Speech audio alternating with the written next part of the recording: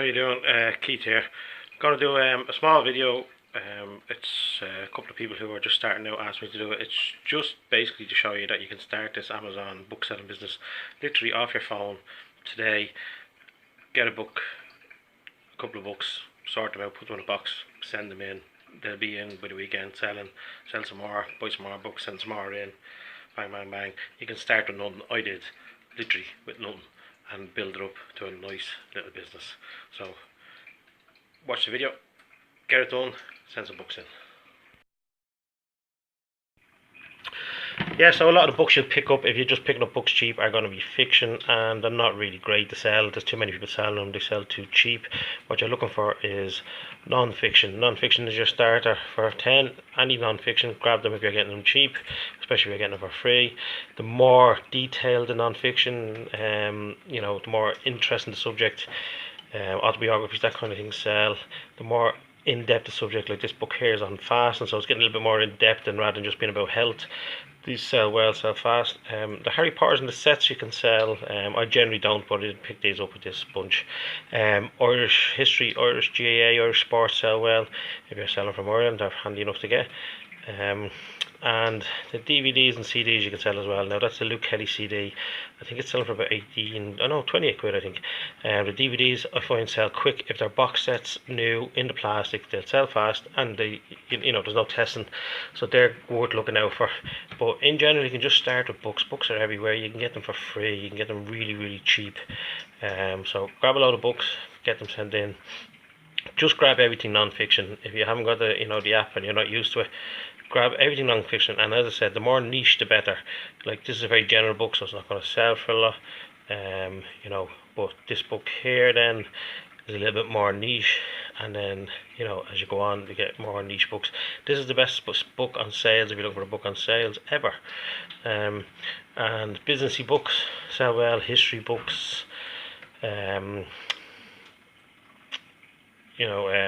ones that tell a story, like this about the Dublin Monaghan bombings, and autobiographies of people, not modern people, not David Beckham, but like Orson Welles here, and this lady who you probably never heard of.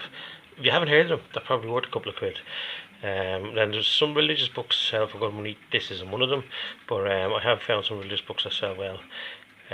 Again, the diet ones, if they're more niche, can do well. And again, I think there's another one here. Yeah, a DVD box set in the plastic. It's a no-brainer, especially if you're getting them cheap. And these board games sell really well, especially if you can get them in the plastic. Again, the CDs, this is like a rave base one, I think it was 20 quid. And then these kind of positive mental attitude, self-help type books, they can sell quite well. This is a marketing book. Any business wants to do with marketing or advertising. These airplane ones, because if it's a manual for an airplane or for a doctor or something, it's gonna cost money. So a second-hand book version of it will sell quite well. All these sort of novels, again, I use them to fill the box if I haven't got room left. These kind of books, Creating One, the Secret, that kind of thing, they sell quite well. That's just a sign I picked up with that bunch, so I'm going to stick that up in my office. And then remember, there's going to be stickers on the back that aren't the right stickers, so peel them off and get down to the bit where Amazon can scan it, and you can scan it and then see what it's worth. So I had a bit of room left in the box, so I stuck in some of the fillers. And again, these are the Lee Childs, like they're selling for a penny. There's no point in selling them really.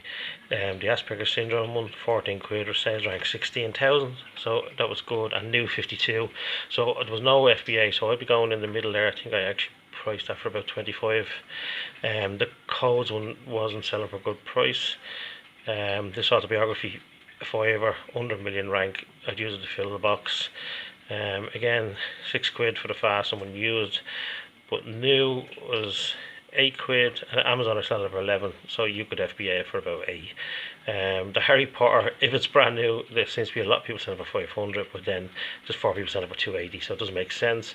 But it is the first edition, so you could probably go for about the collectible price there, about 14 or 15. I think I put it in for 8. And this is the GAA one. Again, these are kind of bread and butter. The Luke Kelly there, 15 quid, with a low sales rank. And so you're just looking to sort of go somewhere between what Amazon is selling it for and what the other FBA buyers are selling it around at, but you don't really want to worry too much about the non-FBA sellers. If you're selling FBA, you're kind of like, that one there's used good £8, but there's people selling for 15-16 quid. So you're a prime seller, you're selling it like new, so you should be in there sort of near the new prices anyway. Like there's an FBA for 14 quid. Now this book here is a good book. It's 40 quid and a decent enough rank. So, and even second hand was 34 already used, so I'd be in there for about 45, I think. Yeah, 45 is what I put that in for. So we have this then, the George Best. These are ones I just put in to sort of fill the box. Again, some of them you can see here, 12 quid, 8 quid, 10 quid. At the moment, if I'm looking to pick up a bunch of books for free. If this is what I'm doing here, I'll pick out some good ones. You're going to get 10, 15, 20 quid for some of them. Then the other ones you're going to stick in for 6, 7, 8 quid, and they'll kind of pay the bills on it. And then once you get a few quid back, you send it in another box. You should have 2 or 3 more ready, by the time you're ready to do that. This Double Monaghan one is 40 quid because, as I said, it's a collector's edition. It was a version that was not banned, but they stopped selling it. The Orson Welles, again, you would have thought a good book, but selling for £1, so it's only I used them for bubble wrapping. So instead of putting bubble wrapping in, I put in these books, just priced them for £3. So that's kind of what I do. Yeah, so once you have a bunch of books, as I said, they're not that hard to find. I got most of these for free, or in like second-hand shops that were doing them like €5 for €1. So I probably spent 10 or 15 quid on the whole lot, including the DVDs, and some of the DVDs are selling for that much alone. So basically what you do then is, once you've sent them all to Amazon, you put in your kind of price you want, you give it a skew. Now normally I have a software that gives it a skew that tells it the sales rank the whole lot, but you only need to just put in something that you'll be able to find later. So I just put in Indian on this one. It's just an individual word I haven't used before, so I want to be able to find it again. Now this Addicted to Bass, just quickly, it is selling on one of the listings for 90 quid, another for 20, but on the proper one with 100,000 rank, it's about 8 quid, so that's the one I'd go on. And again, some of the books aren't worth selling, but I stick them in as bubble wrap, if I'm just doing a single box. So as I said, pick out the best books, fill them with some of the bad ones if you have to, because you've paid for the box, you may as well send them in. As long as they're low ranked and you're going to get rid of them, then you're not paying for bubble wrap. Then pick your conditions, send them in. Give yourself a skew. I said I've used just Indian 1, Indian 2, Indian 3 individual, so they're easier to find for me then in my inventory later on.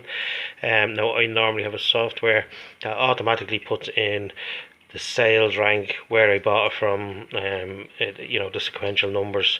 So it looks up like this: Oxfam €1, the date, their sales rank, and you can put in other bits of information, which is good for tracking later on when you do sell, what's selling, how fast it's sold, where you sold it. As I said, some of these airplane manuals are like over 100 quid to buy, so you may pick up 50 or 60 quid for the likes of that. As I said, more detail the better.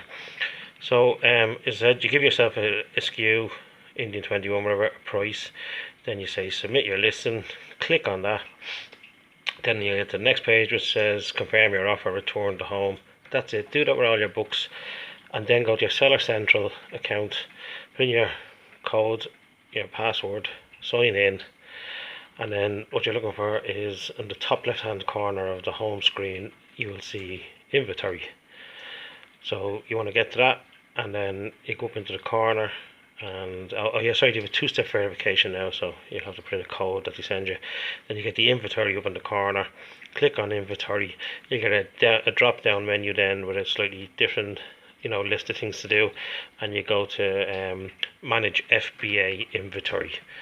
So once you click on that, then it'll bring you to all your inventory, and as I said, if you have a lot of inventory, you're not going to be able to find the 29 books. So there's a search bar at the top, and as you can see, there's like almost 8,000 books there. So how am I going to find the 24 I've just done?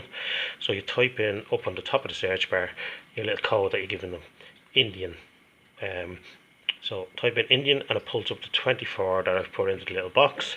So I just click on over the corner, then I'll click on all of them to make sure they're all selected, and then up the top there's a little drop down menu. Click on that and it'll say what to do with it, and you want to send replenish inventory. So that'll bring you then to the inventory page where you're actually starting a shipment. You say yes, that's what I want to do. There's another page then where you have a list of all the things that is in your shipment. It gives you it says create a new shipment. It'll give you where the shipment's going, and you say individual items instead of, you say one case pack of books. It's individual items in one box. So that'll bring you to your products page, and it'll ask you for certain information, like you could get, oh, this might take long-term storage for you. Do you really want to send it in? Just click yes. If you decide to send it in, you decide to send it in. Now if it says removal required, just remove it. There's no point in arguing about it. Sometimes it'll come up, you've missed dimensions, that there's no dimensions for the book. So rather than going and trying to pull the book back out of the box and remeasure it and all, I just put in 10 centimeters by 10 centimeters by 4 centimeters. And if it's a bigger book, I put in like 20 centimeters by 20 centimeters by 5 centimeters. I've never had an issue with that, and I've done it like all the time, forever. Never caused me any problems. And then you might get this, do you want to proceed inventory alert? You just click yes. There's a new one there now actually where what's the weight of the book? I should put half a kilo, as most of them are. You continue then you decide whether you want Amazon to label them or you to label them. If you're just starting out, just pick Amazon. They'll charge you 15 cents per label, but they'll label all your books for you, and you don't have to have a Dynamo printer.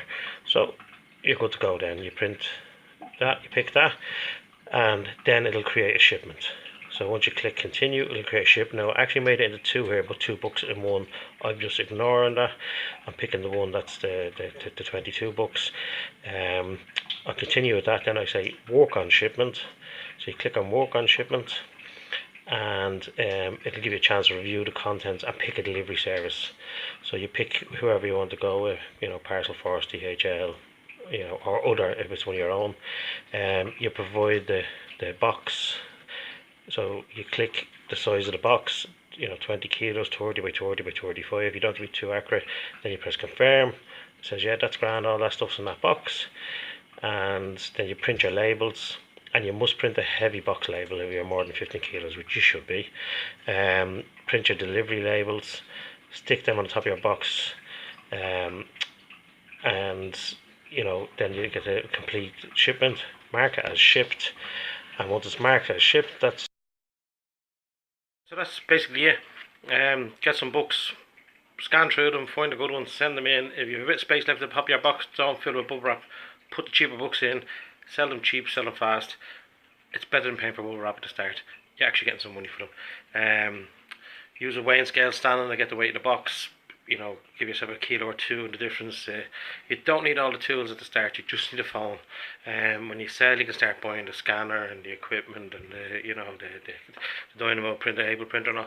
You don't need any of that to start. I didn't for 6 months. I just used my phone, and I built it up from literally, I put 50 quid into it to where I had like 5,000 books in, and was getting a good little layer out of it.